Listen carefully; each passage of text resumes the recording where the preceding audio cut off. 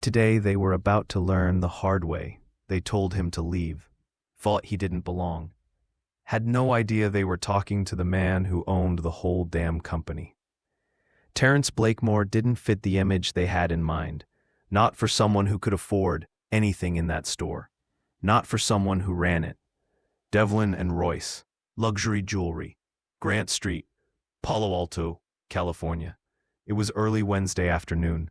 Sunlight streamed through massive windows, bouncing off diamonds, locked behind bulletproof glass. The place smelled like expensive perfume and polished wood. Every case gleamed, every watch, ring, and necklace positioned with precision.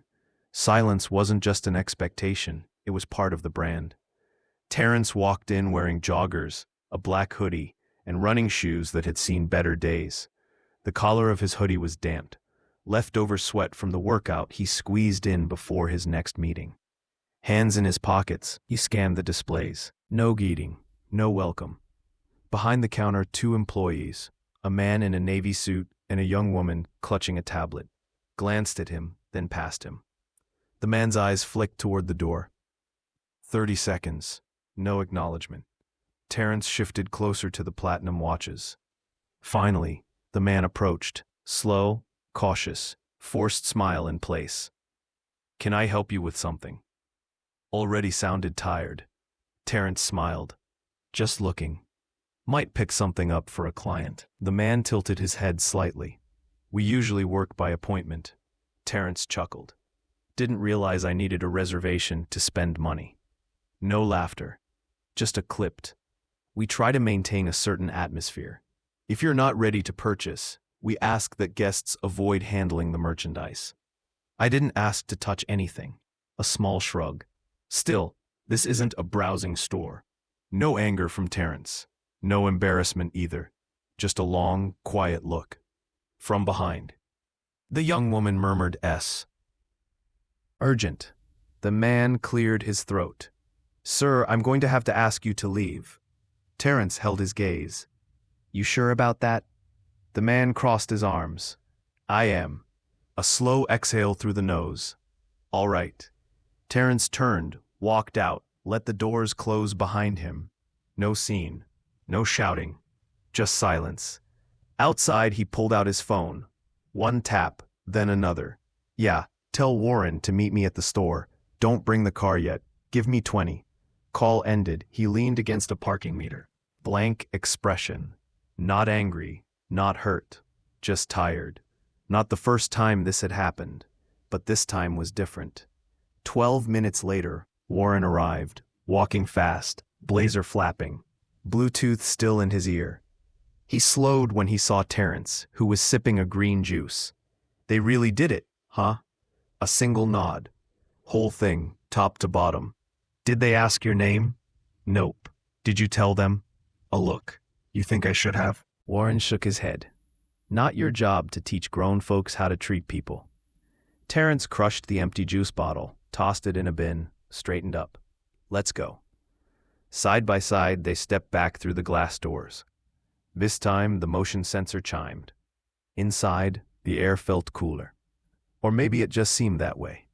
The same two employees, mid-laugh, froze when they saw him return. This time with Warren, whose small silver lapel pin signaled authority before he even spoke. The young woman straightened. "Can I help you?" Warren cut in. "You're Jennifer, right?" A hesitant nod. "Yes. And you must be Mr. Coyle?" Warren turned to the man.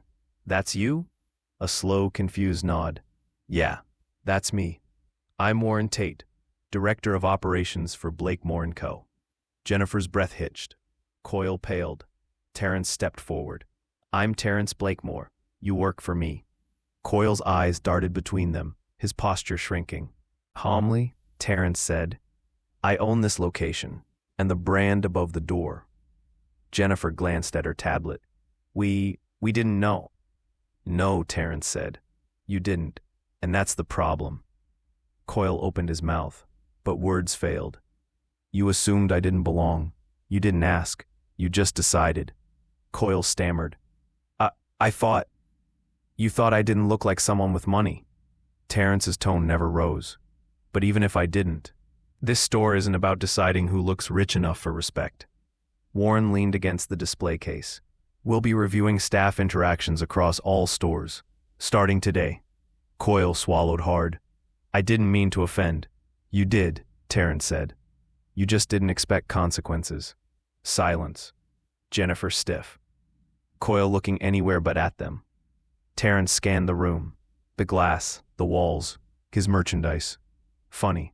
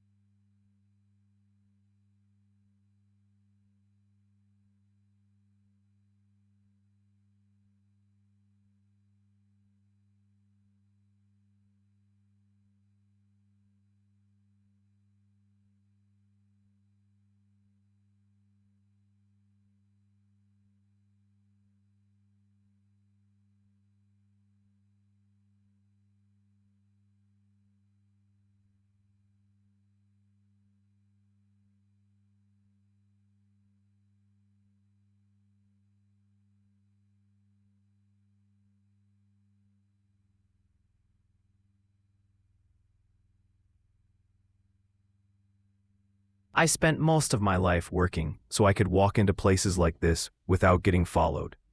Finally bought one.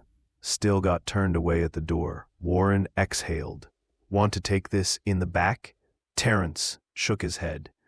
No, right here. They need to hear this. He turned to Coyle. You judged me wrong, and I don't care about your apology. I care that this happens every day to people who don't have a platform to push back.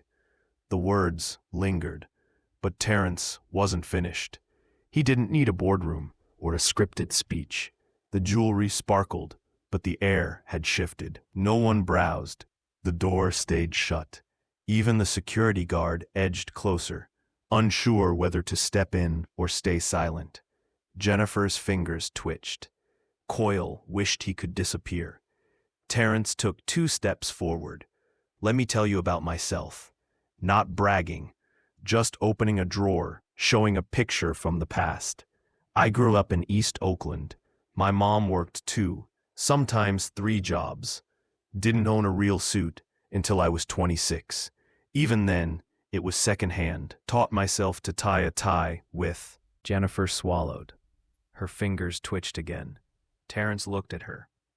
Ever been followed in a store just because of what you're wearing? She didn't answer. He turned to Coyle.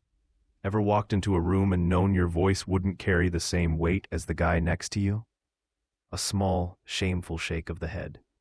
What happened today isn't about me being upset that I wasn't recognized. I don't need that. Terrence exhaled. I came here to feel the energy, and you showed me exactly what I needed to see. Warren remained silent, arms folded, watching every reaction. This was Terrence's moment. You judged me the second I walked in. Not by my words, not by my intent, by the cut of my hoodie. Jennifer started to speak, but he stopped her with a hand. I'm not angry, he said, but I am disappointed, because if I'd walked in here wearing a Rolex and a tailored jacket, you'd have offered me champagne.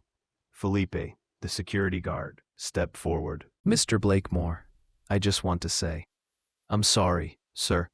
I didn't know. Terrence nodded. I appreciate that, Felipe, but this isn't about knowing. It's about what people assume when they don't. Coyle looked to Warren, voice unsteady. What happens now? Terrence let the question sit, glanced at the platinum rings, then back up. Now? He met Coyle's eyes. Now, you listen. Some lessons don't come with warning signs. They hit you in real time, in rooms where people think no one is watching. Terrence Blakemore had built his company on an unshakable foundation, quality without barriers. But what happened today wasn't an anomaly. It was a reflection of an industry still learning its own blind spots. He could have left it there, walked out with a speech and a lesson delivered. But change doesn't happen in a single conversation. It happens in the aftermath, in the choices people make, when the room isn't full and the pressure isn't on. The next steps weren't about punishment. They were about growth. Starting tomorrow, Rennell stated, our training isn't just about product knowledge. It's about people, understanding them, seeing them, not just evaluating them. Mr. Coyle, the senior salesman at the heart of today's incident, swallowed hard. Do I still have a job? Terrence didn't answer right away. Instead, he let the question sit. Then he responded, measured but clear. That depends. Are you here to make a sale, or are you here to serve people? If it's the first, then no. But if you're ready to learn, to unlearn, then you'll get that chance. Silence settled in the showroom, thick but not uncomfortable. It wasn't fear, it was awareness. The realization that something had shifted. Jennifer, the associate who had stood by and watched it all unfold, stepped forward. I want to be part of the change, she said. Not because I have to, because I need to. Terrence met her eyes. Good, he said simply. But change isn't about saying the right thing in the moment. It's about what happens next. Before leaving, he turned to the security guard, Felipe. Keep speaking up, he said, even when it's not easy. Felipe nodded. Yes, sir. As Terrence exited, he paused by the glass case, the same one he had been standing near before being dismissed. He tapped the display. That one, he said to Sasha. The platinum chronograph? Terrence nodded. Add it to the training collection. Not for sale, not for display, just as a reminder. Sasha smiled. Symbolic? No, Terrence said. Real.